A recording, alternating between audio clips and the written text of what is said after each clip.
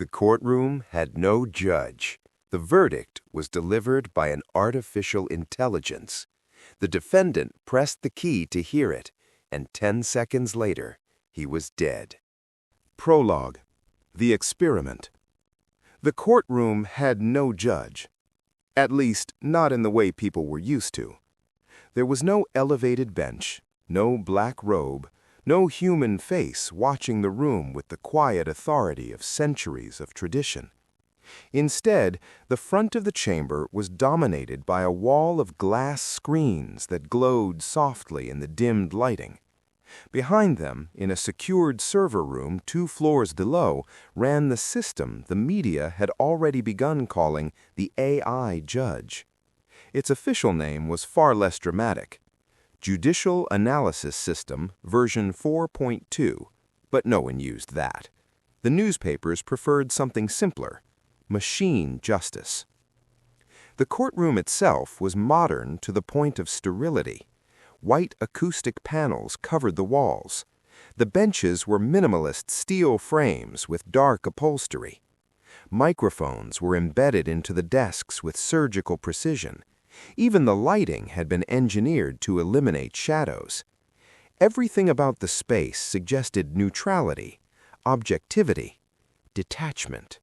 The kind of environment where truth was supposed to emerge unpolluted by emotion. At least, that was the theory. Edward Hale watched the live broadcast from a small cafe across the street from the courthouse. The cafe was nearly empty, the quiet afternoon punctuated only by the low murmur of conversation from the television mounted above the counter. On the screen, the camera panned slowly across the courtroom as journalists whispered about the significance of the experiment. "This is the first fully automated sentencing trial in the country," the reporter said. "The AI system has analyzed over 2 million legal cases and will deliver a verdict based purely on precedent and evidence." Edward stirred his coffee without drinking it. He had been hearing about the project for months. The government insisted it would remove bias from the legal system. Supporters called it the future of justice. Critics called it a disaster waiting to happen. Edward had not formed an opinion. Machines did not interest him. People did. Inside the courtroom, the defendant sat alone at a polished table.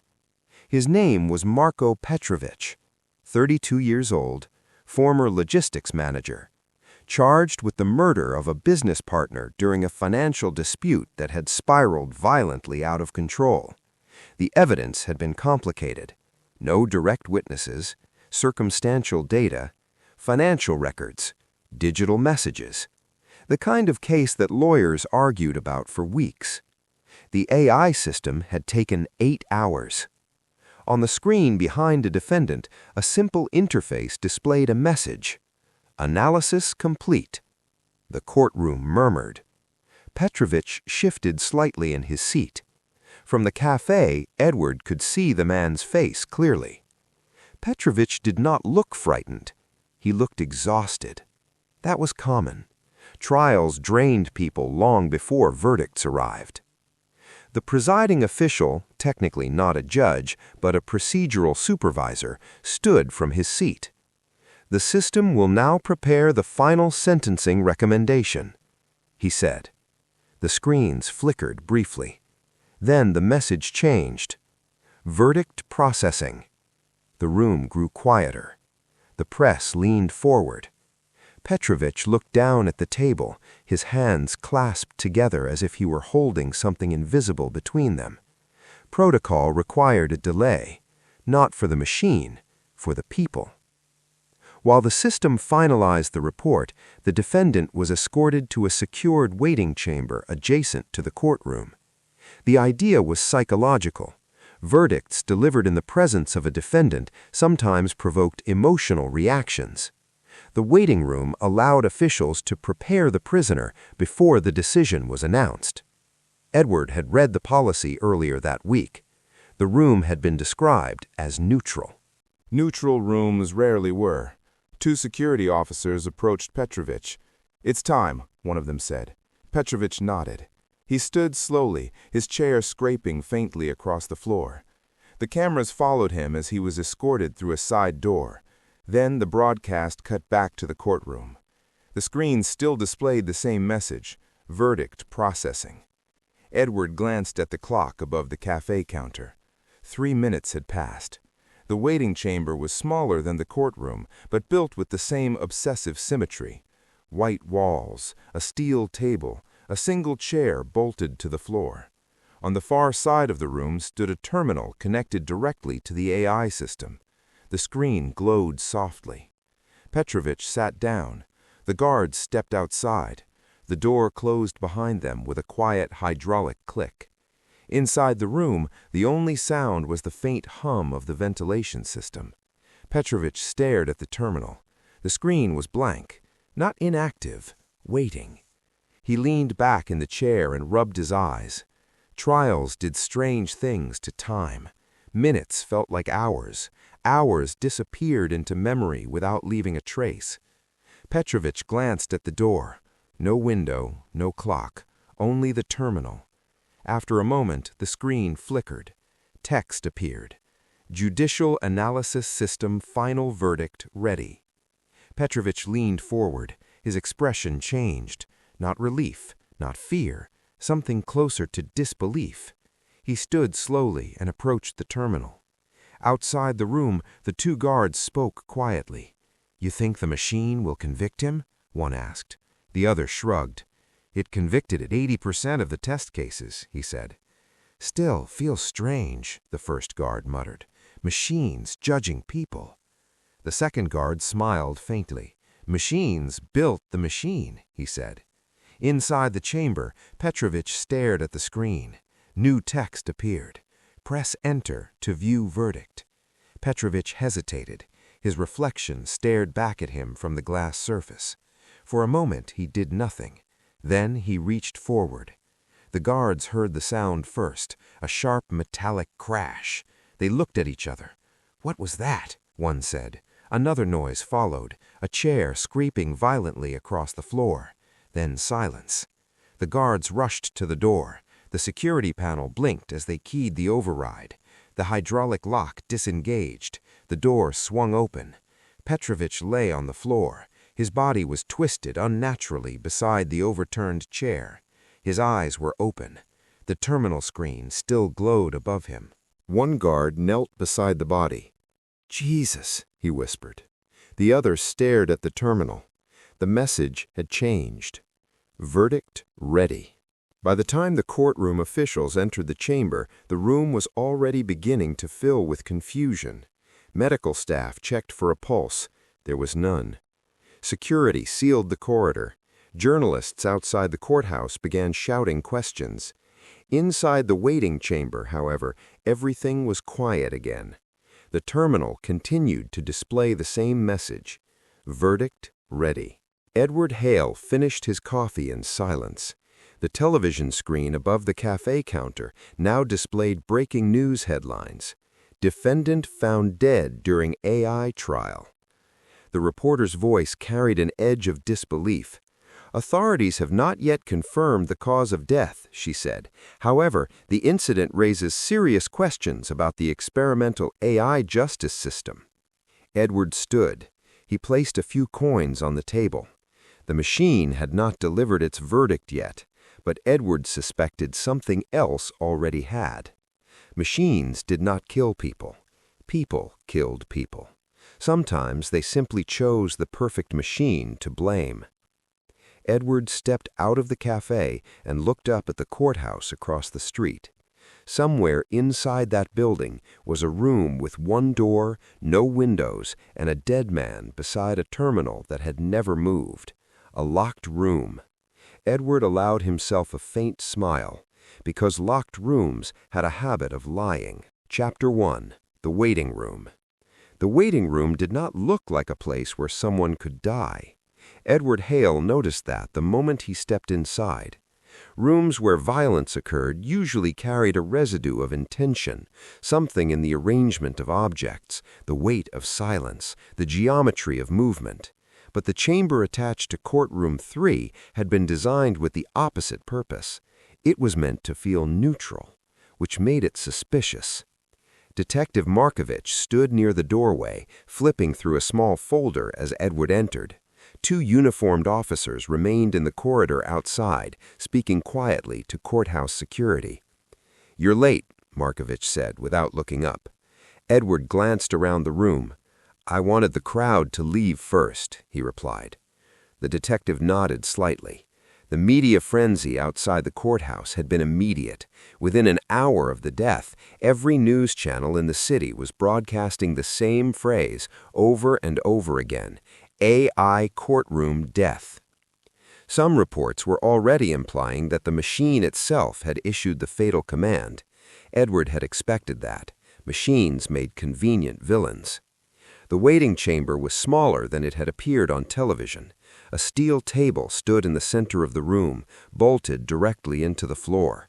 A single chair faced the terminal mounted on the far wall. Everything had been arranged with rigid symmetry, precisely the kind of order designers believed made people feel safe. Edward walked slowly across the floor. "What do we know so far?" he asked. Markovich handed him the folder. "Preliminary report," the detective said. "Cause of death still uncertain." Edward flipped through the pages. Preliminary report, autopsy pending, no visible trauma, no weapon recovered. He looked up. "And the terminal?" Edward asked. Markovich gestured toward the wall. "Still active," he said. The terminal screen glowed faintly in the dim lighting.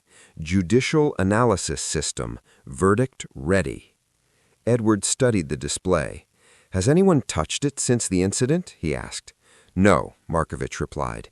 "IT insisted we leave the system untouched." Edward nodded. That made sense. When machines were involved, technicians tended to behave as if the device itself were a crime scene. Edward stepped closer. "Show me exactly where he fell," he said. Markovich pointed to the floor beside the chair. "Here," he said. Edward crouched. The chalk outline had already been drawn, though the body itself had been removed earlier that morning. The position was awkward.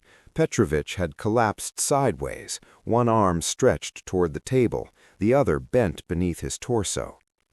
Edward studied the outline carefully. "Strange posture," he said. Markovich frowned. "How so?"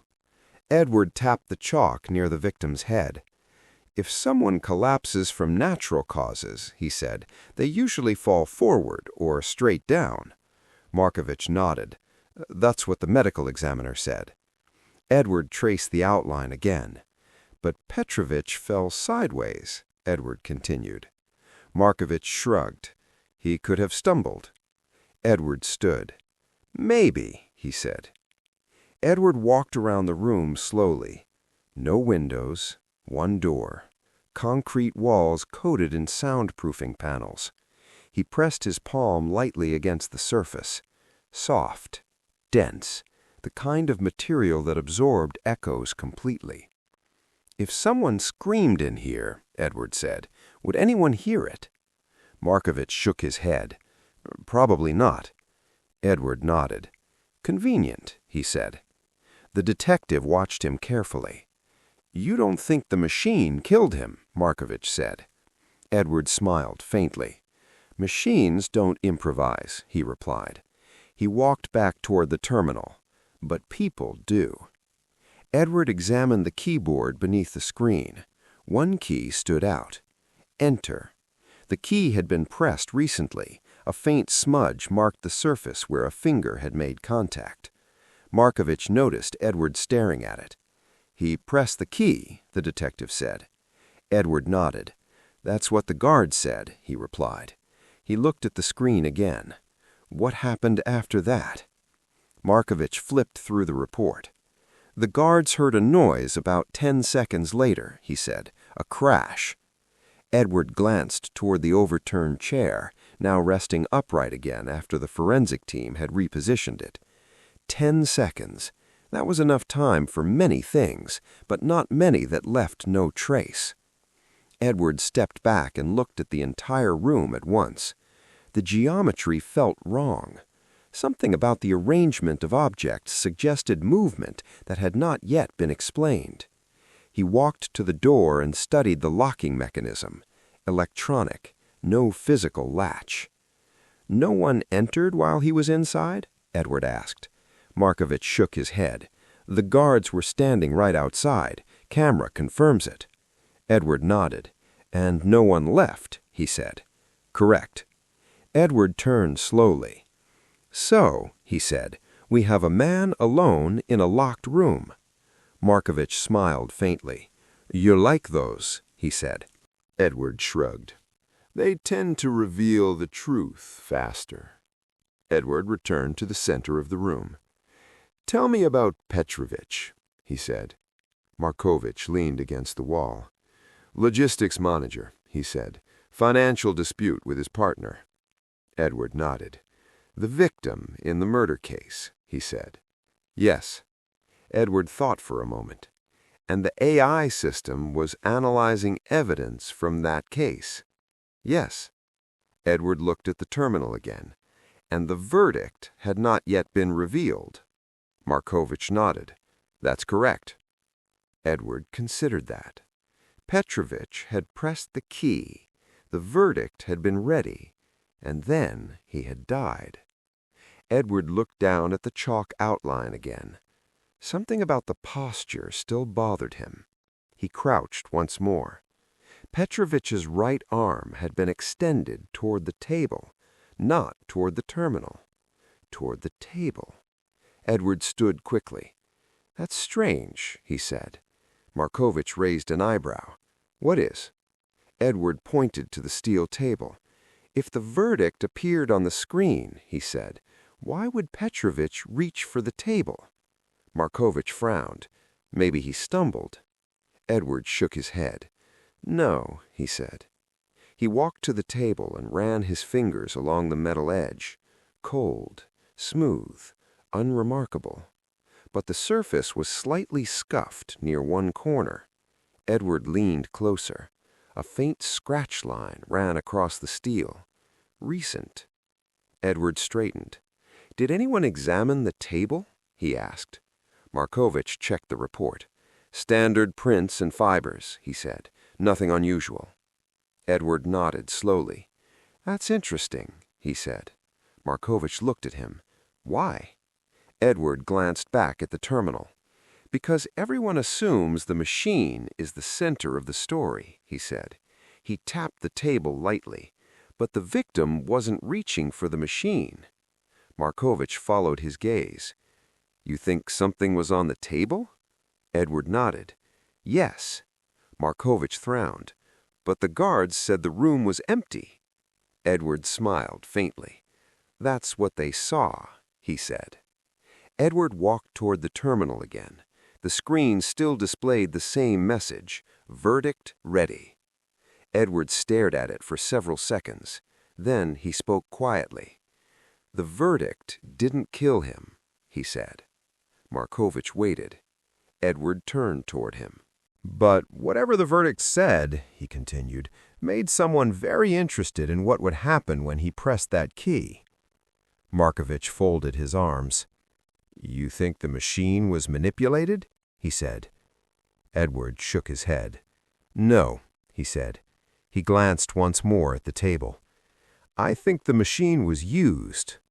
Edward moved toward the door. "Where is the server room?" he asked. Markovich pointed toward the corridor. "2 floors below." Edward nodded. "Good," he said. The detective frowned. "You think the answer is in the system?" Edward paused in the doorway. "No," he said. He looked back at the room. "The answer," Edward said, "is in why someone wanted the verdict to appear at exactly that moment." Edward stepped into the corridor. Behind him, the waiting room remained silent. The terminal screen still glowed softly in the dim light. Verdict ready. Edward knew something the headlines did not. The machine had not delivered justice. It had delivered timing. And timing, in the wrong hands, could be as deadly as any weapon. Chapter 2. The Algorithm. The server room did not look like a place where justice was decided. Edward Hale noticed that immediately. He had expected something theatrical, perhaps a large central machine, cables running across the floor, the kind of intimidating technology that made people feel they were standing in front of something powerful. Instead, the room was quiet. Rows of identical black server racks stood in perfect symmetry under cold white lights. Small fans hummed softly, pushing warm air upward toward a ventilation grid in the ceiling. The machines themselves were unremarkable, rectangular boxes with blinking green indicators that suggested nothing more than dramatic than accounting software. Markovich folded his arms. "This is the judge?" he asked. Edward looked at the rows of machines. "No," he said. Markovich frowned. "What do you mean?" Edward walked slowly between the racks. "These are calculators," he said. A young technician waited beside a workstation near the far wall. His badge identified him as Ivan Dragic, systems engineer. Ivan looked nervous. That was understandable. Whenever machines became involved in a criminal investigation, technicians tended to behave as if they themselves had built the weapon. "You wanted access to the system logs," Ivan said. Edward nodded. "Yes." He typed several commands. A large monitor lit up with lines of time-stamped data. "This is the activity record from the trial," Ivan said. Edward stepped closer. "What exactly does the system do?" he asked. Ivan hesitated. "It analyzes legal evidence, testimonies, forensic data, prior case law." Edward nodded. "And then?" "It calculates the most statistically consistent verdict," Ivan said. Edward glanced at him. "You make it sound like weather prediction." Ivan shrugged. "In a way, it is," he said. Edward studied the screen. Thousands of data points scrolled across the monitor. Timestamps, neural weights, inference cycles. Detective Markovich leaned over Edward's shoulder. "Can you read this?" the detective asked. Edward shook his head. "Not directly," he said. He looked at Ivan. "But he can." Edward pointed to one section of the log. "What time did the verdict finish processing?" he asked. Ivan checked the screen. 14:02:11, he said. Edward nodded. "And when did the defendant enter the waiting room?" Markovich flipped through his notes. 14:04. Edward raised an eyebrow. "So the verdict existed before he entered the room," he said. Ivan nodded. "Yes." Markovich frowned. "That's normal," he said. "The system needs time to generate the report." Edward nodded. "Yes," he said, but he kept looking at the timestamps. Edward tapped the screen. "What happens when the defendant presses enter?" he asked. Ivan leaned forward. "The system reveals the verdict," he said. Edward nodded. "That's all?" "Yes." Edward considered that. "Does the system control anything in the room?" he asked. Ivan blinked. "No." Edward waited. "Lights?" Edward asked. "No." "Door locks?" "No." "Ventilation?" "No." Ivan repeated. Edward nodded slowly. "Good," he said. Markovich frowned. "Why is that good?" Edward smiled faintly. "Because it means the machine didn't kill anyone," he said. Ivan looked relieved. Markovich looked less convinced. "Then what are we doing here?" the detective asked. Edward pointed at the screen. "Looking at timing," he said. Edward scrolled through the logs. Thousands of operations passed across the screen in rapid sequence, neural layers activating, evidence clusters forming probability models, legal precedent databases cross-referencing sentencing outcomes. The machine was doing exactly what it had been designed to do: calculate, compare, decide. Edward finally stopped scrolling. "There," he said. Ivan leaned closer. "What?" Edward pointed at a single timestamp. 14:04:21. Terminal interface activated. "That's when Petrovich pressed enter," Ivan said. Edward nodded. "Yes." He continued reading. Then he stopped again. "Interesting," he said. Markovich leaned closer. "What is it?" Edward pointed. 140422, user response detected. Ivan frowned. "That's normal," he said. "The system confirms input." Edward nodded. "And then?" he asked. Ivan scrolled. Another line appeared. 1404.24, system output delivered. Edward leaned back. "So the verdict appeared 3 seconds after he pressed the key," he said. Ivan nodded. "Yes." Markovich shrugged. "That seems normal." Edward did not answer. Instead, he continued reading the log. Then he froze. "Wait," Edward said quietly. Ivan looked at him. "What?" Edward pointed lower on the screen. Another timestamp appeared. 1404.25, secondary output triggered. Ivan frowned. "That shouldn't be there," he said. Edward looked at him. "What is it?" Ivan leaned closer, reading the line again. "I don't know," he said. Edward felt something click into place. "Find out," he said. Ivan typed rapidly. The system pulled up a deeper layer of the log file. More lines appeared. Edward read them silently. Then he exhaled. "Interesting," he said. Markovich shrugged. "What?" Edward turned toward him. "The machine didn't just display the verdict," he said. The detective blinked. "What else would it do?" Edward pointed to the log. "It triggered a secondary response." Markovich looked confused. "What kind of response?"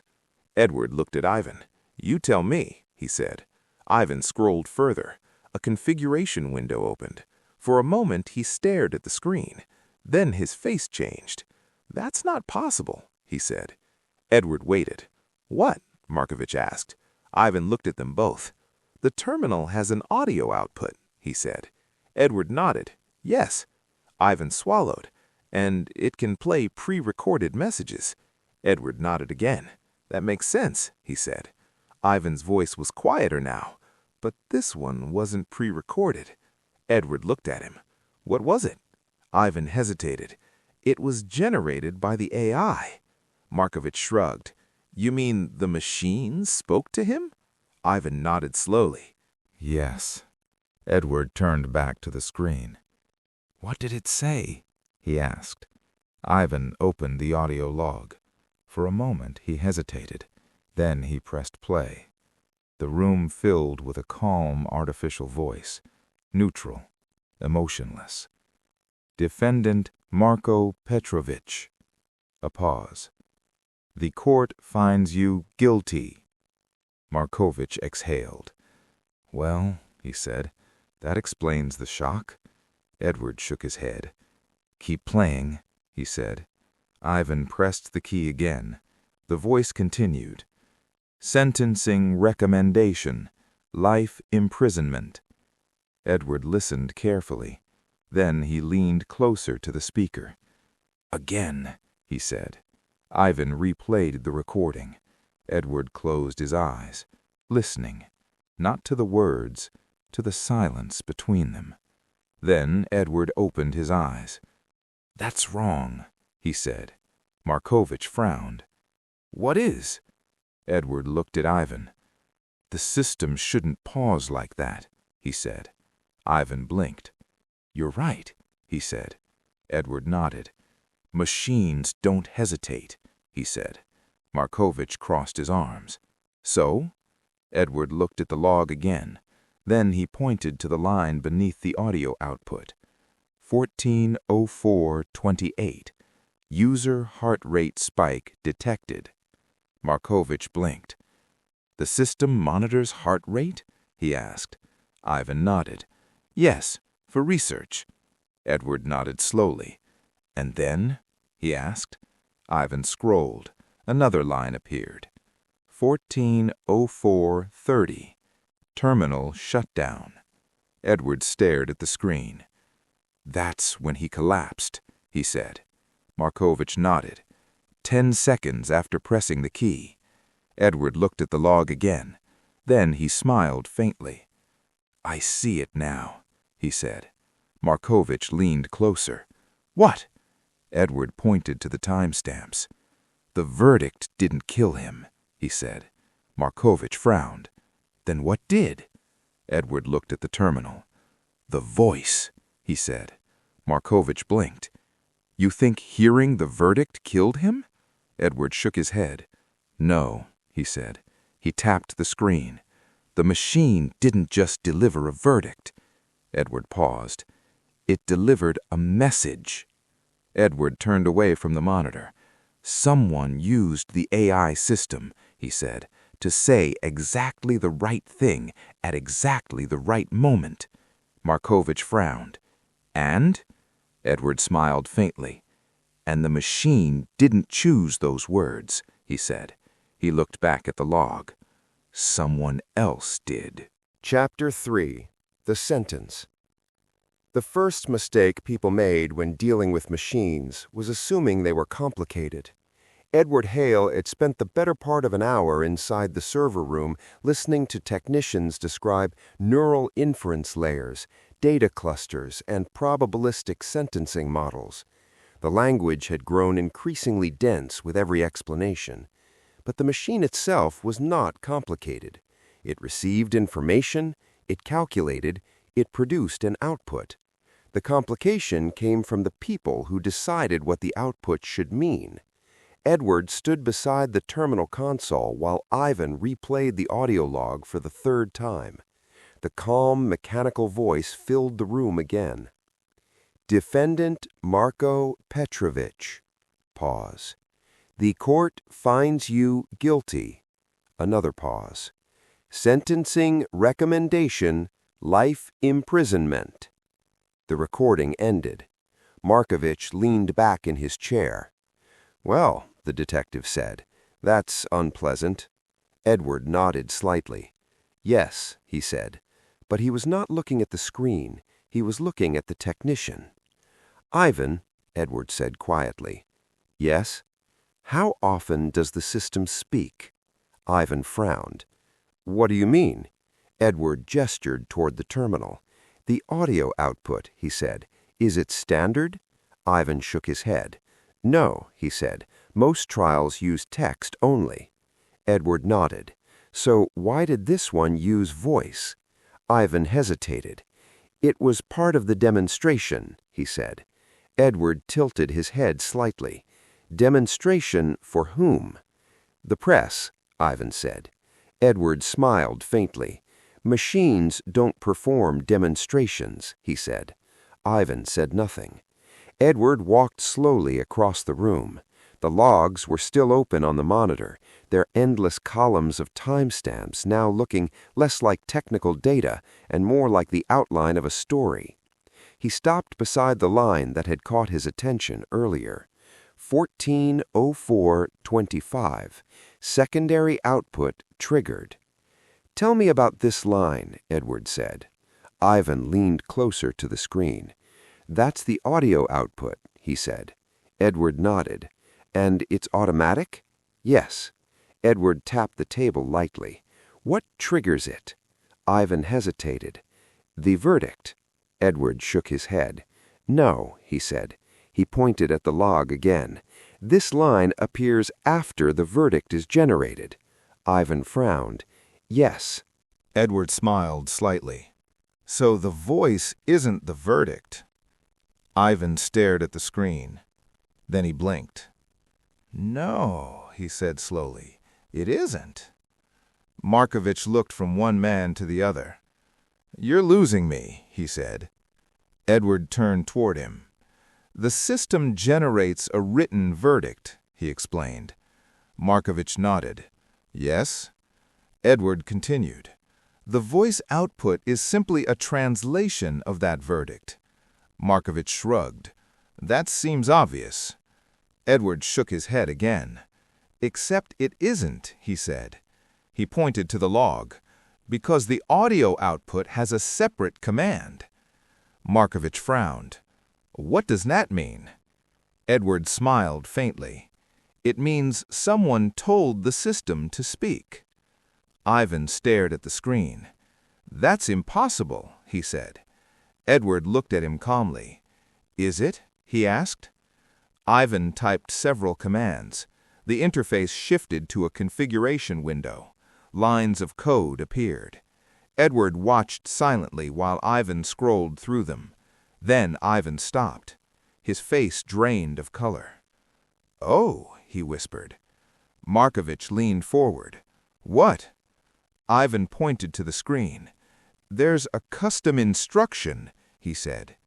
Edward nodded slowly. "I thought so." Markovich squinted at the code. "I don't read programming languages," he said. Edward gestured for Ivan to explain. Ivan swallowed. "The system normally reads the verdict exactly as it appears in the report," he said. Edward nodded. "But this line changes the output." Markovich frowned. "How?" Ivan hesitated. "It adds a sentence," he said. Edward felt the final piece of the pattern begin to settle. "What sentence?" he asked. Ivan hesitated again. Then he highlighted the line. Edward read it. For several seconds he said nothing. Then he exhaled quietly. "Play the full message," he said. Ivan loaded the complete audio file. The terminal spoke again. "Defendant Marko Petrovich." Pause. "The court finds you guilty." Pause. "Sentencing recommendation, life imprisonment." Another pause. Then the final line. "Justice for Anna Petrovich." The room went silent. Markovich blinked. "Who's Anna Petrovich?" he asked. Edward closed his eyes briefly. Then he turned to Ivan. "Run a search," he said. Ivan typed quickly. The system scanned the trial database. Within seconds, a result appeared. Anna Petrovich, deceased. Cause of death, suicide, 5 years earlier.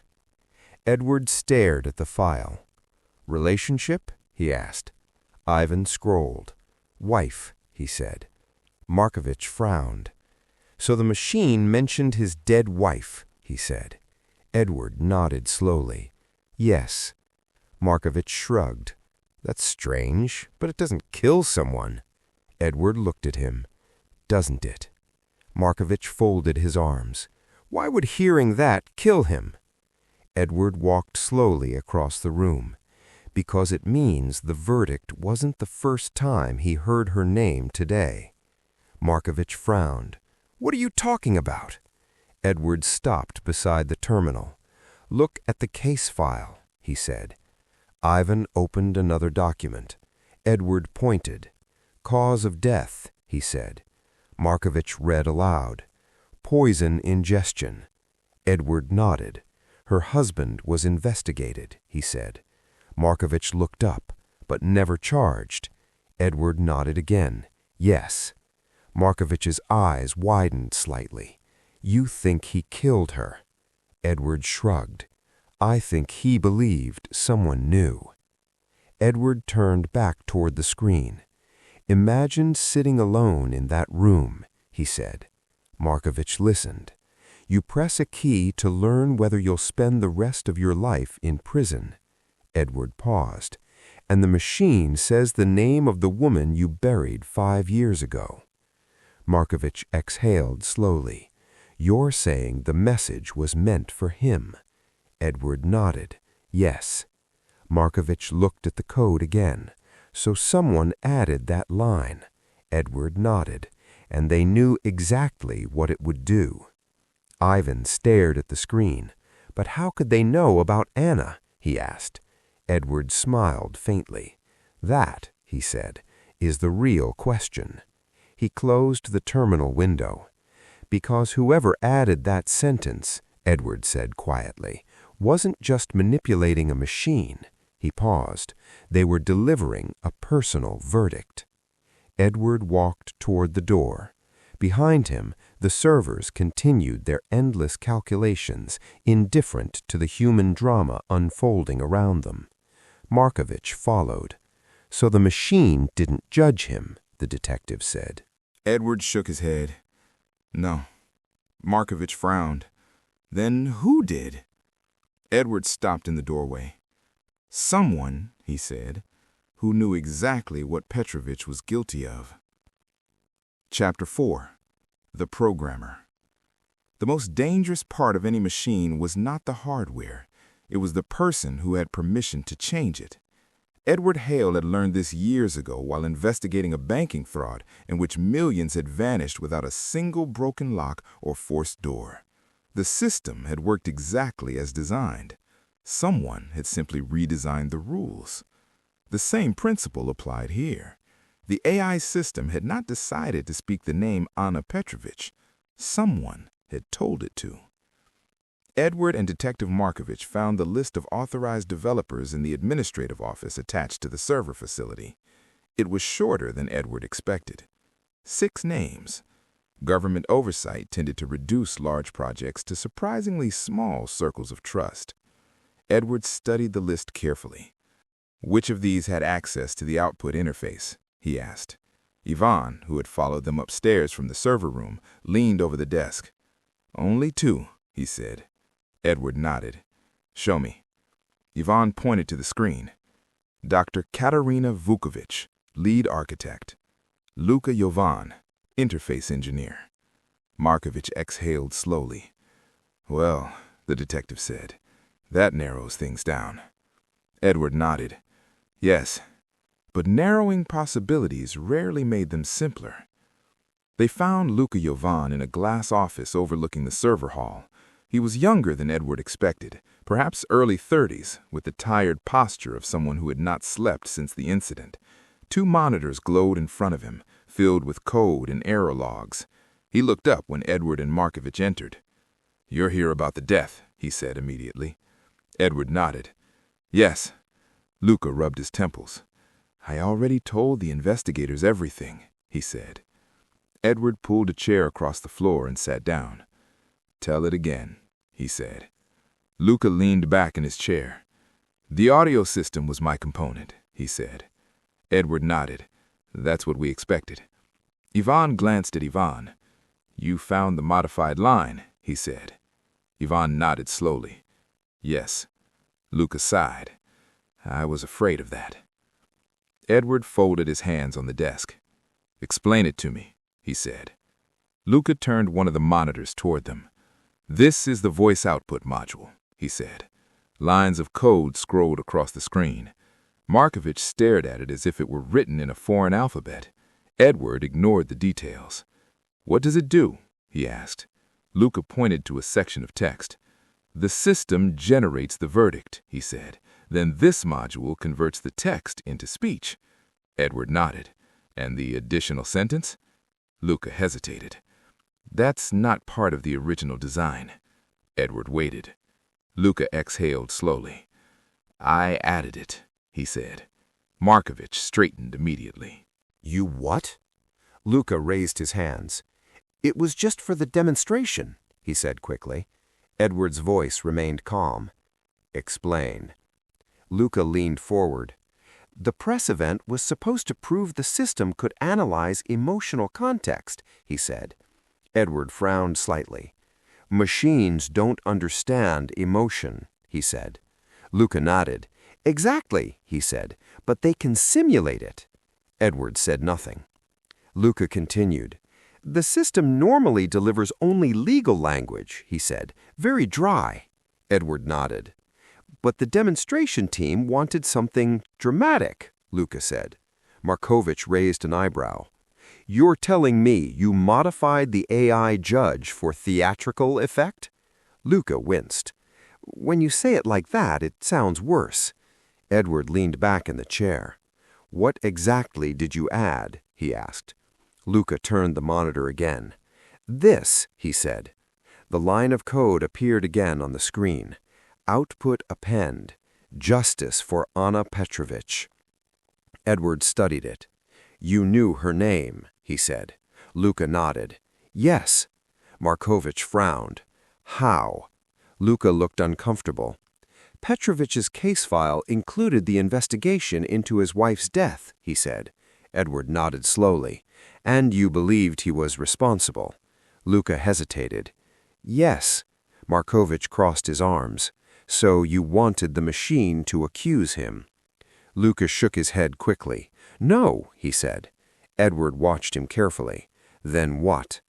Luca looked down at the desk. I wanted him to know the system had analyzed everything, he said quietly. Edward tilted his head. You wanted him to feel exposed. Luca nodded. Yes. The room was silent for several seconds. Then Markovich spoke. And you didn't think that might cause a reaction? Luca looked genuinely confused. A reaction? Markovich gestured toward the door. The man died. Luca swallowed. I thought he would panic, he said. Edward leaned forward. Panic, he repeated. Luca nodded. Yes. Edward studied the man's face carefully. You didn't expect him to collapse. No. Edward nodded slowly. Because he believed him. Luca Jovan was not the type of man who designed murders. He was the type who believed code could deliver moral clarity, which was sometimes more dangerous. Edward stood. You added the message, he said. Luca nodded. But the message didn't kill him. Luca looked confused. What do you mean? Edward walked to the window. The audio log shows Petrovich's heart rate spike, he said. Luca nodded. Yes. Edward turned back. Then the terminal shut down. Markovich frowned. Cardiac arrest, he said. Edward shook his head. Too fast. The detective looked at him. What are you saying? Edward looked at the terminal on Luca's desk. The message shocked him, Edward said. But something else killed him. Luca stared at him. What else was in the room? He asked. Edward smiled faintly. That, he said, is the question we should have asked first. Edward walked toward the door. Behind him, Luca sat frozen in his chair, staring at the code that had turned a machine into a messenger. Markovich followed Edward into the corridor. So the programmer isn't the killer, the detective said. Edward shook his head. No. Markovich frowned. Then who is? Edward stopped. The person who knew exactly how Petrovich would react to that message, he said. Markovich crossed his arms. And who would that be? Edward looked down the hallway toward the courtroom. The person, he said quietly, who already knew what Petrovich had done 5 years ago. Chapter 5. The Real Verdict. By the time Edward Hale returned to the waiting chamber, the room had already begun to feel different. Not physically. The same table stood in the center, the same chair faced the silent terminal, the same soundproof panels covered the walls like soft white armor against the outside world. But now Edward understood something the room had been hiding. The machine had spoken, but the machine had not finished the sentence. Detective Markovich closed the door behind them. Back to the beginning, the detective said. Edward nodded. Yes. He walked slowly to the center of the room. Petrovich enters at 14:04, Edward said. Markovich nodded. He sits. Yes. He presses enter. Edward nodded again. And 10 seconds later he collapses. Markovich crossed his arms. Cardiac arrest, he said. Edward looked at the table. Perhaps. Edward walked to the terminal. The screen was dark now, its earlier message removed by the technical team. But Edward could still picture it. Verdict ready. He turned toward Markovich. What do people usually do when they receive bad news? Edward asked. The detective frowned. They react. Edward nodded. Yes? He pointed toward the chair. Petrovich stood up. Markovich nodded. The guards heard the chair scrape. Edward nodded again. And then he moved. Markovich glanced toward the chalk outline still faintly visible on the floor. Toward the table. Edward smiled slightly. Exactly. Edward ran his hand along the steel surface again. The faint scratch he had noticed earlier still crossed the metal near the edge. He crouched beside the table. Look at this, he said. Markovich leaned down. I see the scratch, he said. Edward nodded. But look closer. Markovich squinted. Then his eyes widened slightly. The metal surface had a tiny puncture mark near the scratch, barely visible, no larger than the tip of a needle. Markovich looked at Edward. "That wasn't here before," he said. Edward shook his head. "It probably was," he said. "No one looked closely enough." The detective frowned. "You think this is the weapon?" Edward stood. "No." He tapped the metal table. "This is the delivery system." Edward walked slowly around the room. "Imagine the sequence," he said. Markovich waited. "Petrovich presses the key," Edward continued. "The machine announces the verdict." Markovich nodded. "And the message about his wife." Edward nodded. "Yes." Markovich frowned. "That shocks him." Edward nodded again. "Yes." The detective crossed his arms. "And then?" Edward pointed at the table. "He reaches for support." Markovich looked at the puncture mark again. Understanding crept slowly across his face. "Something was attached to the table," Markovich said. Edward nodded. "Yes." Markovich frowned. "But the room was empty." Edward smiled faintly. "Empty doesn't mean safe." Edward knelt again beside the table and examined the underside. There, exactly where he expected it, a small adhesive patch remained beneath the steel surface, transparent, almost invisible. Markovich leaned down. "What is that?" Edward peeled the edge carefully. "A mount," he said. The detective frowned. "For what?" Edward held the patch up to the light. "For a micro-injector." Markovich straightened slowly. "You're saying someone planted a needle here?" Edward nodded. "Yes." Markovich looked at the table again. "And when Petrovich grabbed the edge," Edward finished the sentence, "he injected himself." The detective exhaled. "Poison?" Edward nodded. "Most likely." Markovich paced across the room. "But how could someone place it here?" he asked. Edward leaned against the table. "The waiting chamber is cleaned every morning," he said. Markovich nodded. "Yes." Edward looked toward the corridor. "And dozens of people enter this room every day." Markovich frowned. "Lawyers, guards, technicians." Edward nodded. "Exactly." The detective stopped pacing. "And one of them knew Petrovich would stand up." Edward nodded. "Yes." Markovich looked at the terminal. "And the message about his wife?" Edward smiled faintly. "The trigger." The detective frowned. "You think the killer counted on Petrovich reacting?" Edward nodded. "Yes." Markovich shook his head slowly. "That's a dangerous gamble." Edward shrugged. "Not if you know the man." Markovich looked at him. "You know who did this?" Edward nodded. "Yes." The detective folded his arms. "Then tell me." Edward walked toward the door. "The prosecutor," he said.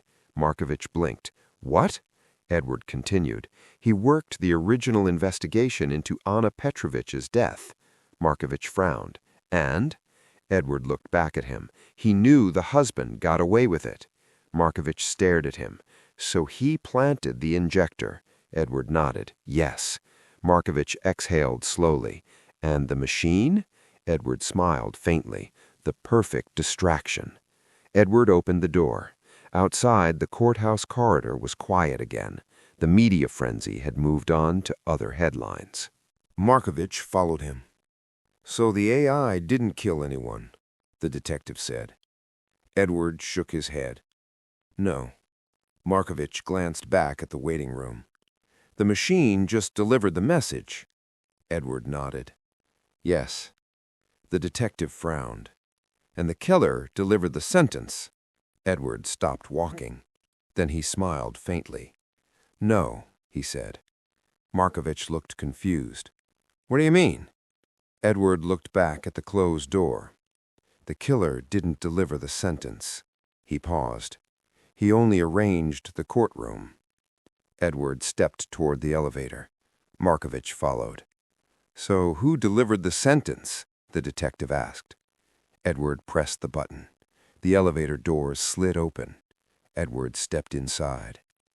"The man who grabbed the table," he said quietly.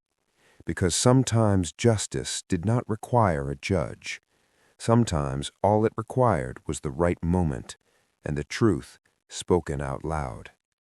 Epilogue: The Weight of Silence.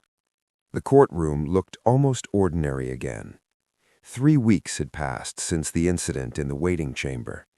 The media storm that had followed the death of Marko Petrovich had moved through its predictable stages: shock, outrage, speculation, and eventually fatigue.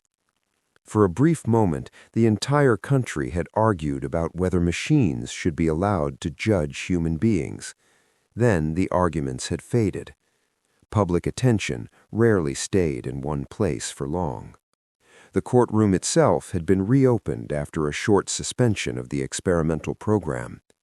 The screens still glowed with the same pale blue interface. The rows of seats remained as sterile and symmetrical as before. Only one thing had changed. The terminal in the waiting chamber was now silent. The audio module had been removed. Edward Hale sat in the last row of the courtroom, watching the technicians dismantle a section of the demonstration equipment. A young reporter stood near the aisle, speaking into a camera. Authorities have confirmed that the death of Marko Petrovich was caused by a concealed toxin injector hidden beneath the waiting chamber table, she said. Investigators believe the device was placed there by an individual seeking revenge for a previous case connected to Petrovich. Edward listened quietly. The reporter continued. Authorities also confirmed that the experimental AI judicial system played no role in the death. Edward allowed himself a faint smile. Machines rarely did. Detective Markovich sat down beside him.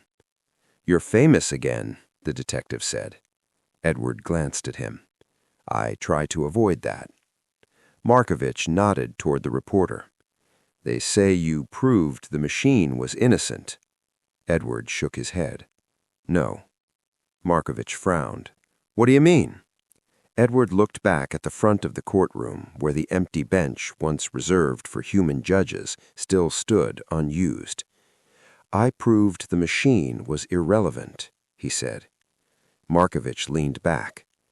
"The prosecutor confessed," the detective said. Edward nodded. "Yes." The confession had come quickly. Once investigators searched his office, they had found the purchase record for the micro-injector and the vial of fast-acting cardiac toxin that had been prepared for the trap. His explanation was simple. 5 years ago, he had prosecuted the investigation into the death of Anna Petrovich. The evidence had never been strong enough to charge her husband. But he had never believed the official conclusion. When Petrovich appeared again in a courtroom years later, this time accused of another killing, the prosecutor had decided that justice had already waited long enough. Markovich exhaled slowly. "He almost got away with it," the detective said. Edward nodded. Yes. The plan had been elegant. A hidden injector, a carefully chosen moment, a machine delivering a message that no one would question. If the death had looked natural, the entire incident would have been blamed on stress, or on the machine itself. Markovich watched the technicians disconnect another cable. "You know what people will remember," he said. Edward glanced at him. "What?" Markovich shrugged. "They'll remember the machine," he said. Edward nodded. Yes, that was inevitable. The story was easier that way. Machines judging people, machines killing people, machines becoming dangerous. It was a simpler narrative than the truth. Edward stood. "Machines are predictable," he said. Markovich looked at him. "You don't seem very worried about them." Edward shook his head. "No." The detective raised an eyebrow. "Why not?" Edward looked toward the waiting chamber door across the corridor. "Because machines only do what they're told," he said. Markovich considered that. "And people?" Edward smiled faintly.